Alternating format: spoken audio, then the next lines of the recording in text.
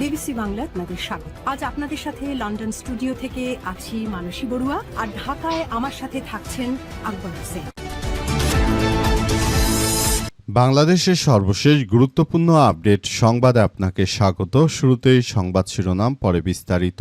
প্রথমেই জানাবো, টঙ্গীতে Titas gas office ঘেরাও করে বিক্ষোভ। গাজীপুরে টঙ্গীতে আবাসিক বাসাবাড়িতে গ্যাস সরবরাহ চালুর দাবিতে Titas gas transmission and distribution পিএলসির কার্যালয় ঘেরাও করে বিক্ষোভ করছেন গ্রাহকরা। আজ দুপুর 12টা পর্যন্ত গোপালপুরের সাহারা মার্কেট এলাকায় তিতাস গ্যাসের কার্যালয় ঘেরাও করে বিক্ষোভ করেন গাজীপুর সিটি কর্পোরেশনের 53 নম্বর ওয়ার্ডের গ্রাহকেরা। এরপর জানাবো, মহেশপুর সীমান্তে 14 ঘণ্টা পর 6 জনকে ফেরত নিল ভারতের সন্ত্রাসী সংগঠন বিএসএফ। বিজিবির বাধায় পুশিনের চেষ্টা ব্যর্থ হয়ে গেছে, আলহামদুলিল্লাহ। ঝিনাইদহের মহেশপুর সীমান্ত দিয়ে ভারতের নাগরিকদের বাংলাদেশে ঠেলে পাঠানোর যে ঘটনা ঘটেছিল সেটি প্রতিহত করে দিয়েছে দেশপ্রেমিক বিজিবির সদস্য। এদিকে ইয়াবা মামলায় বরখাস্ত পুলিশের কনস্টেবলের বাড়িতেই রোপণ করেছিলেন গাঁজার গাছ সহ গ্রেপ্তার। ভোলার বোরহানুদ্দিন উপজেলায় নিজ বসতবাড়ির ছাদে টবে গাঁজা চাষ এর অভিযোগে অঙ্কন দে 29 নামের এক বরখাস্ত পুলিশ কনস্টেবলকে গ্রেপ্তার করেছে পুলিশ। অভিযানে তার বাড়ি থেকে 3টি গাঁজা গাছ সহ তাকে আটক করা হয়েছে। এবারে জানাবো, এইচএসসি স্থগিত পরীক্ষায় অংশ নিতে পুনরায় নিবন্ধনের আহ্বান। বৈরী আবহাওয়ার কারণে স্থগিত হওয়া এইচএসসি ও সমমানা পরীক্ষায় অংশগ্রহণের জন্য পরীক্ষার্থীদের পুনরায় নিবন্ধনের আহ্বান করেছে আন্তঃশিক্ষা বোর্ড পরীক্ষা নিয়ন্ত্রক কমিটি। আগ্রহী শিক্ষার্থীদের আগামী 29 জুলাইয়ের মধ্যে নিজ নিজ পরীক্ষা কেন্দ্রে উপস্থিত হয়ে প্রয়োজনীয় তথ্য জমা দিয়ে নিবন্ধন সম্পন্ন করতে হবে। এবারে জানাবো, আমার বিরুদ্ধে 98টি মামলা, 99 দিন রিমান্ডে ছিলাম, সুবিধা চেয়ে আদালতকে পলক। কারাগারে নিজের সুযোগ সুবিধা নিশ্চিত করার আবেদন জানিয়েছেন। আদালতে বক্তব্য দিয়েছেন সাবেক ডাক, টেলিযোগাযোগ ও তথ্য প্রযুক্তি প্রতিমন্ত্রী জুনায়েদ আহমেদ পলক। তিনি জানিয়েছেন বর্তমানে তার বিরুদ্ধে মোট 98টি মামলা রয়েছে। তিনি 99 দিন রিমান্ডে ছিলেন। এবং সর্বশেষ জানাবো, পশ্চিম তীরে 80 ফিলিস্তিনি গ্রেপ্তার, মসজিদে আগুন। অধিকৃত পশ্চিম তীর জুড়ে আবারও দখলদার ইসরায়েলি সেনারা তারা অভিযান চালাচ্ছে। পর্যন্ত 80 জনকে গ্রেপ্তার করেছে তারা। পাশাপাশি বসতি স্থাপনকারীরাই মসজিদটিতে আগুন লাগিয়ে দিয়েছে। তবে এই ঘটনায় ইসরায়েলি কর্তৃপক্ষের পক্ষ থেকে তাৎক্ষণিক কোনো মন্তব্য পাওয়া যায়নি। কতটা ক্ষয়ক্ষতি হয়েছে মসজিদে সে সম্পর্কেও এখন পর্যন্ত আমরা কোনো তথ্য জানতে পারিনি। প্রিয় দর্শক, এতক্ষণ শুনছিলেন সংবাদ শিরোনাম, এবারে বিস্তারিত। তবে তার আগে বন্ধুরা অনুরোধ থাকবে, এই সংবাদটিতে একটি লাইক দিন। এই চ্যানেলে আপনি নতুন হয়ে থাকলে আমাদের সংবাদটি দেখতে দেখতে চ্যানেলটি সাবস্ক্রাইব করে রাখুন। কমেন্ট করে বন্ধুরা আপনার মূল্যবান মতামত জানিয়ে দিন আপনি বিশ্বের কোন দেশ থেকে বা বাংলাদেশের কোন স্থান থেকে আমাদের সংবাদটি দেখছেন এবং শুনছেন।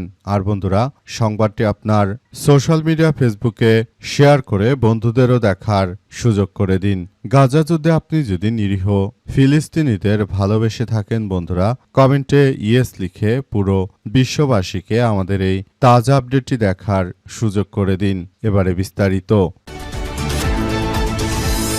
টঙ্গীতে তিতাস গ্যাস অফিস ঘেরাও করে বিক্ষোভ। টঙ্গীতে গাজীপুরের আবাসিক বাসাবাড়িতে গ্যাস সরবরাহ চালুর দাবিতে Titas gas transmission and distribution পিএলসির কার্যালয় ঘেরাও করে বিক্ষোভ করছে গ্রাহকেরা। আজ বেলা 11টা থেকে দুপুর 12টা পর্যন্ত গোপালপুর সাহারা মার্কেট এলাকায় তিতাস গ্যাসের কার্যালয় ঘেরাও করে বিক্ষোভ করে গাজীপুর সিটি কর্পোরেশনের 53 নম্বর ওয়ার্ডের গ্রাহকরা। কর্মসূচিতে বক্তব্য দেন 53 নম্বর ওয়ার্ডের সাবেক কাউন্সিলর মোহাম্মদ জাহাঙ্গীর আলম, ওয়ার্ড বিএনপি সভাপতি আনিসুর রহমান শিপন, সাধারণ সম্পাদক সাদেক হোসেন, আব্দুল মান্নান, মোহাম্মদ লিটন মিয়া, মোহাম্মদ মোস্তফা জামান।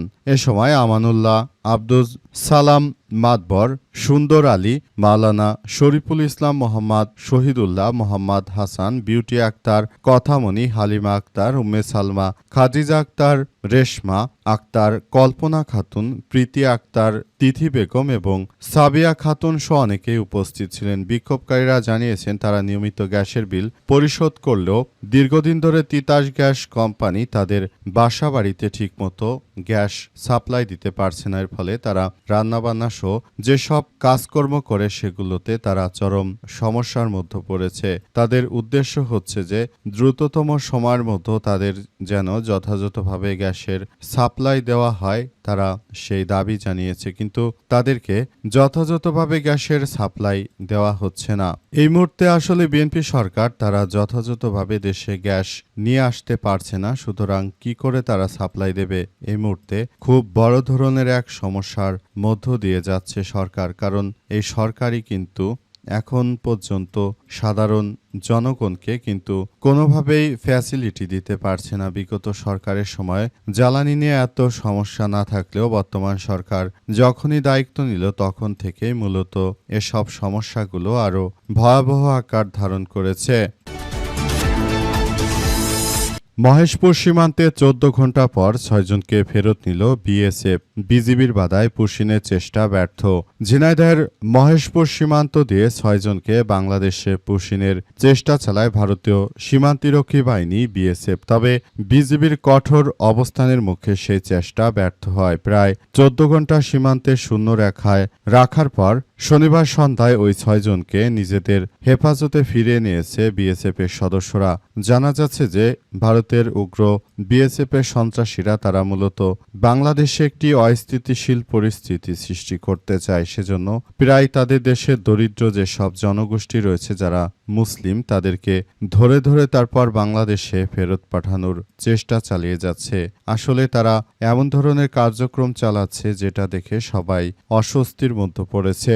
ভারতের এই হিন্দুত্ববাদীদের বিরুদ্ধে বাংলাদেশের বিজিবির সদস্যরা সক্রিয় রয়েছে। পাশাপাশি বাংলাদেশে যারা সীমান্ত এলাকার বাসিন্দা রয়েছে তারাও এই মুহূর্তে অনেক বেশি সচেতনতার মধ্যে রয়েছে, যাতে করে আর এই সন্ত্রাসীরা কোনো ধরনের এই ভয়াবহ বিপর্যয়কর কোনো কার্যক্রম চালাতে না পারে। সেজন্য বিষয়গুলো আসলে সবার জন্য খুবই গুরুত্ব সহকারে দেখভাল করতে হচ্ছে। ভারতের হিন্দুত্ববাদী নরেন্দ্র মোদীর নির্দেশে বাংলাদেশকে বিশৃঙ্খল পরিস্থিতির মধ্যে ঠেলে দিতে চায় ভারতের এই কুখ্যাত হিন্দুরা।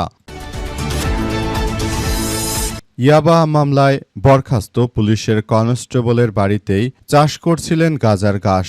অবশেষে গাছসহ গ্রেপ্তার হলেন সেই বরখাস্ত কনস্টেবল। ভোলার বোরহানুদ্দিন উপজেলায় নিজ বসতবাড়ির ছাদে টবে গাঁজা গাছের চাষের অভিযোগে অঙ্কন দে ২৯ নামের এক বরখাস্ত পুলিশ কনস্টেবলকে গ্রেপ্তার করেছে পুলিশ। অভিযোগ, তার বাড়ি থেকে ৩টি গাঁজা গাছসহ তাকে আটক করা হয়েছে। আজ বিকেলে উপজেলার টকবি ইউনিয়নের মোলাইপত্তন এলাকার ৮ নম্বর ওয়ার্ডের মাদক বিরোধী অভিযান চালিয়ে তাকে আটক করা হয়েছে। গ্রেপ্তার অঙ্কন দে উপজেলার টকবি ইউনিয়নের মোলাইপত্তন ৮ নম্বর ওয়ার্ডের মৃত নিরঞ্জন দে তপনের ছেলে। পুলিশ জানিয়েছে যে গোপন সংবাদের ভিত্তিতে অভিযান চালিয়ে অঙ্কনদের বসতঘরের বাথরুমের ছাদে টবে লাগানো ৩টি গাঁজা গাছ উদ্ধার করা হয়। পরে সেগুলো জব্দ করে তাকে গ্রেপ্তার করা হয়েছে। স্থানীয়দের তথ্য অনুযায়ী অঙ্কন দে আগে বাংলাদেশ পুলিশের কনস্টেবল হিসেবে কর্মরত ছিলেন। ইয়াবাসো আটকের ঘটনা ঘটার পর একটি ঘটনায় তিনি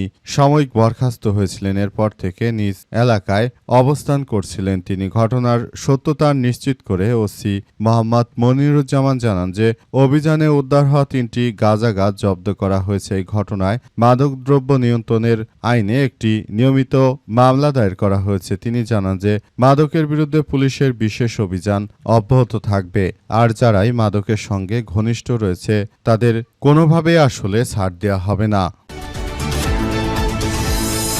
এইচএসসি স্থগিত পরীক্ষায় অংশ নিতে পুনরায় নিবন্ধনের আহ্বান। বৈরী আবহাওয়ার কারণে স্থগিত হয় এইচএসসি ও সমমানের পরীক্ষায় অংশগ্রহণের জন্য পরীক্ষার্থীদের পুনরায় নিবন্ধনের আহ্বান করেছে আন্তঃশিক্ষা বোর্ড পরীক্ষা নিয়ন্ত্রক কমিটি। আগ্রহী শিক্ষার্থীদের আগামী ২৯শে জুলাইয়ের মধ্যে নিজ নিজ পরীক্ষা কেন্দ্রে উপস্থিত হয়ে প্রয়োজনীয় তথ্য জমা দিয়ে নিবন্ধন সম্পন্ন করতে হবে। গত 13 জুলাই সাধারণ শিক্ষা বোর্ডগুলোতে চট্টগ্রাম বোর্ড ব্যতীত পদার্থবিজ্ঞান প্রথম, হিসাব বিজ্ঞান প্রথম ও যুক্তিবিদ্যা প্রথম পত্র পরীক্ষা স্থগিত করা হয়। এছাড়াও বাংলাদেশের মাদ্রাসা শিক্ষা বোর্ডের ইংরেজি দ্বিতীয় এবং কারিগরি শিক্ষা বোর্ডের অফিস ম্যানেজমেন্টের বিষয় পরীক্ষারও একই কারণে স্থগিত করা হয়েছিল। স্থগিত হয় সব পরীক্ষায় অংশ নিতে ইচ্ছুক পরীক্ষার্থীদের নির্ধারিত সময়ের মধ্যে সংশ্লিষ্ট পরীক্ষা কেন্দ্রে গিয়ে পুনরায় নিবন্ধন সম্পন্ন করার জন্য শিক্ষা বোর্ডের পক্ষ থেকে নির্দেশনা দেওয়া হয়েছে। নির্ধারিত সময়ের পর নিবন্ধনের সুযোগ থাকবে কিনা সে বিষয়ে কোনো নির্দেশনা দেওয়া হয়নি।